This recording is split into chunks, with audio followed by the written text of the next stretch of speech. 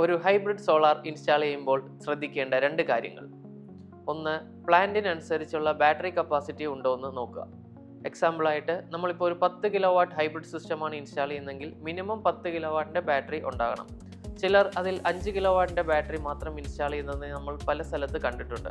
അതിനുണ്ടാകുന്ന പ്രശ്നം എന്തെന്ന് വെച്ചാൽ, നമ്മളിപ്പോൾ സോളാർ കണക്ഷനും ഇല്ല, കറണ്ടും ഇല്ലാത്തൊരു കണ്ടീഷനിൽ നമുക്ക് 5 കിലോ വാട്ടിൻ്റെ ബാറ്ററി വെച്ച് കഴിഞ്ഞാൽ നമ്മളിപ്പോൾ ഒരു 8 കിലോ വാട്ടാണ് അവിടുത്തെ യൂസ് എങ്കിൽ ബാറ്ററിയുടെ BMSൽ ഹൈ കറണ്ട് ഫ്ലോ ചെയ്തിട്ട് ഓട്ടോമാറ്റിക്കലി സിസ്റ്റം ഷട്ട് ഡൗൺ ആയി പോകാറുള്ളതാണ്. അതുകൊണ്ട് എപ്പോഴും ബാറ്ററി കപ്പാസിറ്റി സെലക്ട് ചെയ്യുമ്പോഴത്തേക്കും ഇൻവെർട്ടറും ബാറ്ററിയും ഒരേ കണ്ടീഷനിൽ മിനിമം ഉണ്ടെന്ന് ശ്രദ്ധിക്കുക. രണ്ടാമത്, എല്ലായിടത്തും നമ്മൾ കാണുന്ന ഒരു കാരണമാണ് ഹൈബ്രിഡ് വെച്ച് കഴിയുമ്പോൾ ELCB ട്രിപ്പ് ആകുന്നെന്നും പറഞ്ഞ് ELCB ഊരിമാറ്റും. അത് നമ്മുടെ ഒരു സേഫ്റ്റിക്ക് വേണ്ടിയിട്ടാണ് ELCB എപ്പോഴും ഇൻസ്റ്റാൾ ചെയ്യുന്നത്. അതുകൊണ്ട് ELCB എന്തുകൊണ്ട് ട്രിപ്പ് ആകുന്നു എന്നുള്ള കാരണം കണ്ടുപിടിച്ച് പ്രോപ്പറായിട്ട് ELCB കണക്ട് ചെയ്യേണ്ടതാണ്.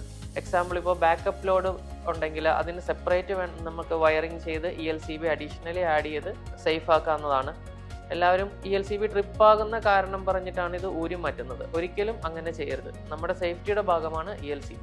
ഒരു ഹൈബ്രിഡ് സോളാർ ഇൻസ്റ്റാൾ ചെയ്താൽ മാത്രം പോരാ, അത് സുരക്ഷിതമായ രീതിയിൽ ഇൻസ്റ്റാൾ ചെയ്യുന്നതാണ് പ്രധാനമായി നോക്കേണ്ടത്. ഇതുമായി ബന്ധപ്പെട്ട് എന്തെങ്കിലും സംശയമുണ്ടെങ്കിൽ ഞങ്ങളെ കോൺടാക്ട് ചെയ്യാവുന്നതാണ്.